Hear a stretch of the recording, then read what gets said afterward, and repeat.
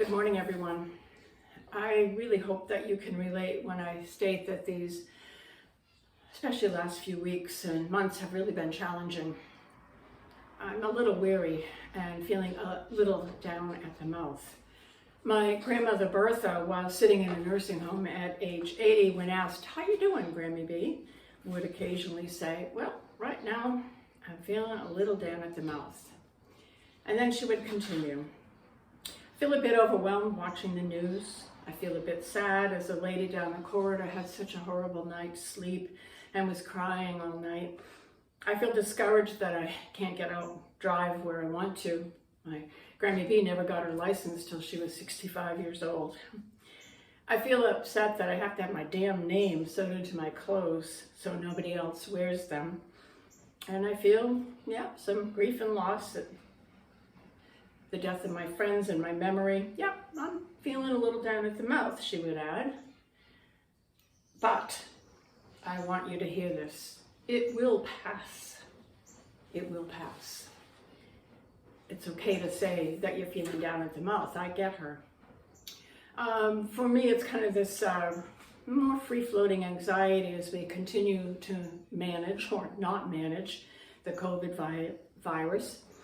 And I feel it for others and with others who are trying to navigate safety issues for loved ones. I feel it with our staff who are trying to navigate shifting once again to a new way to do worship.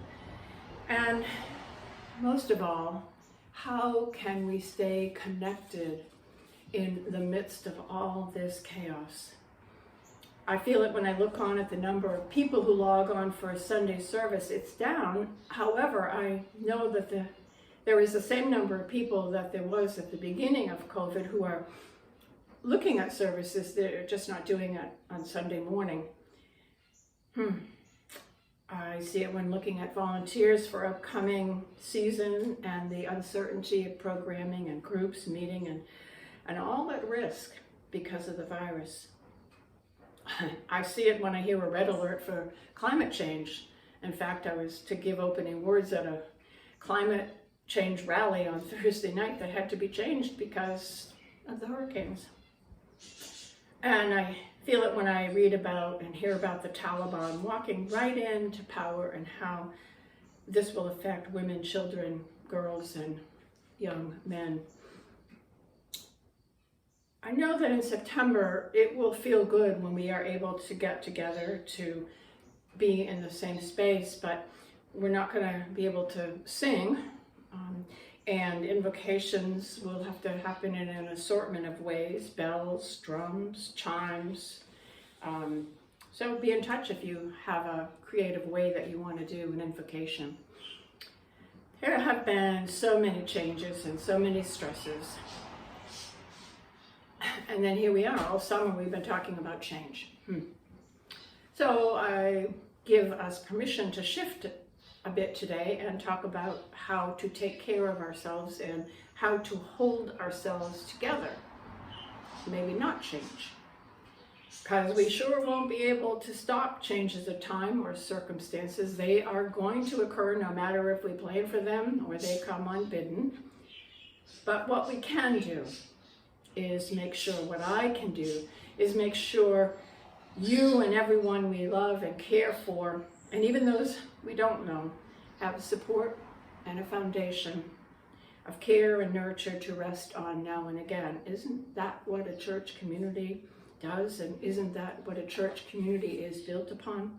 A loving, caring foundation where we can be filled with love, where we can be loved, and we can learn how to love the world in return. So today, just for a little while, you don't have to change a thing. And nobody is going to make you. And in fact, I'm going to share a story that I came upon when going through some old paper.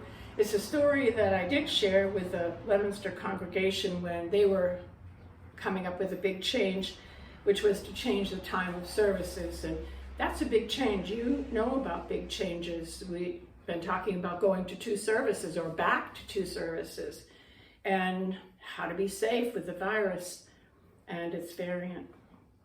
So I share this story today. And instead of encouraging change, I want you to hear permission to not change. This is a story about Dolly, as told to me by my mother. You must never, ever take Dolly out first. No, no, you must never take Dolly out first. It won't do. Dolly was my mother's favorite goat. She was one of the goats from the small herd that my great aunt Flora kept on the farm in Lancaster, Massachusetts. One summer day, my mother was visiting the farm and was asked by Aunt Flora to take the goats out to pasture while Aunt Flora drove to town for some supplies. My mother was thinking that because Dolly was her favorite goat, and she liked Dolly and she got along well with Dolly, that if she were to lead Dolly out of the pen first, all the other goats would follow. But it was not working.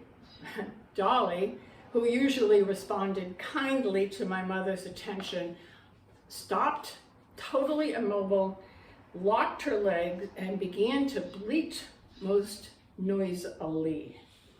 Now, Dolly absolutely refused to move, and she began to buck Mother with her horns. And my mother was quite shook up and could not believe she could accomplish this simple task. Pick up Dolly, everybody else is going to follow. And my mother pushed and she pulled and she pushed and she pulled, and nothing was happening. Aunt Flora was not home yet, so my mother began to yell to Mrs. Crowley, the neighbor, for help and assistance. And Mrs. Crowley, hearing the bleating noise of the goats and my mother's plaintive cries, came to the rescue. And together they picked up Dolly and they set her in the pasture. And then they returned to the pen. None of the other goats would follow out of the gate. So Mrs. Crowley and my mother, one by one, had to pick up all the other goats and set them out in the pasture. And when Aunt Flora returned and heard of the adventure, she announced to my mother, "You never take Dolly out first. It never will work to take her out first, and it just won't do to try to change her either." Well, few of us have the luxury of being like Dolly and never changing, and even fewer of us have a person around to tell the rest of the world that it just won't work to try to change us. Instead, most of us have to accept that pain-filled reality that change is inevitable and that people are going to be suggesting the changes we should make. But it's necessary, I think, sometimes to have someone like Aunt Flora say, "Okay, we're not going to make that major change today. We are going to work with what we have. We're going to give some breathing room. We're going to give some support and some attention to the emotional, spiritual, even physical pain. And we're going to hold together in quiet, in love. We're going to be strong. We're going to feel supported and not need to be pushed or changed, at least for today."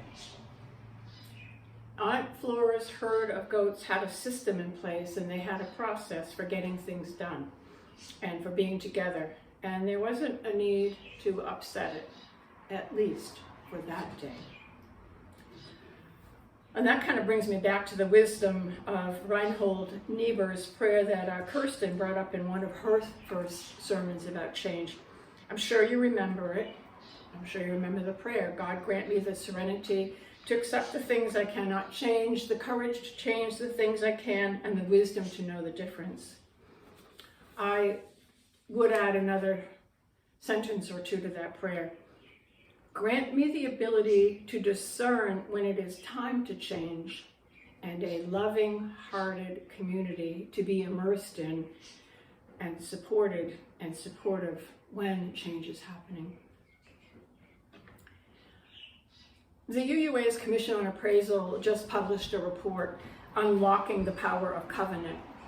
It is a thought-provoking report, and it has caused me to think about what it is that holds congregations, committees, communities, and in fact the UUA and beyond together. And I am more and more inclined and beginning to really understand that it is the covenantal relationships that holds us through times of change and through which we hold one another. Being a member of any congregation, in fact, any group, is an intentional and deeply personal decision. However, once we make the decision to become part of a group, I believe we are then bound by more than personal individual desires and needs. We are in a relationship of interdependency. I want to share a quote from page 46 of the report. As we increasingly accept the ideas of interdependence, relationship, and covenant in our self-interpretations, we will continue to build on the theological groundwork for a fresh understanding of congregational polity, with emphasis on the community of self-governing relationships. As we move away from the idea of rugged individualism on a personal level, we will also move away from it at the congregational level. And this shift will have profound consequences for the ways in which we understand ministry, the meaning of membership, denominational and ecumenical relationships, the fundamental purpose and organizational covenant of the congregation, and the vision of a universal spiritual community. The quote ends, "Indeed, it might expand our ideas about the sacred, our own being, and the relationship between them." I like that. It has a lot of meat to it. So today, be gentle with yourself and with others. We are in the midst of wonderful changes here at South Church. We are in the middle of new ways of being together in this world. And this means more in-depth sharing, a willingness to be vulnerable, a desire to move beyond the rugged individualism into a deeper covenantal spiritual relationship. And for today, just for today, know that you are held and love and care, and I will be your Aunt Flora, who will tell you it is okay to have some ways of doing things that don't need to change, that don't require pushing the rock uphill, but instead, for a time, a place where we can rest and be held with tender, loving care. May you know that you are held in tender, loving care. May it be so.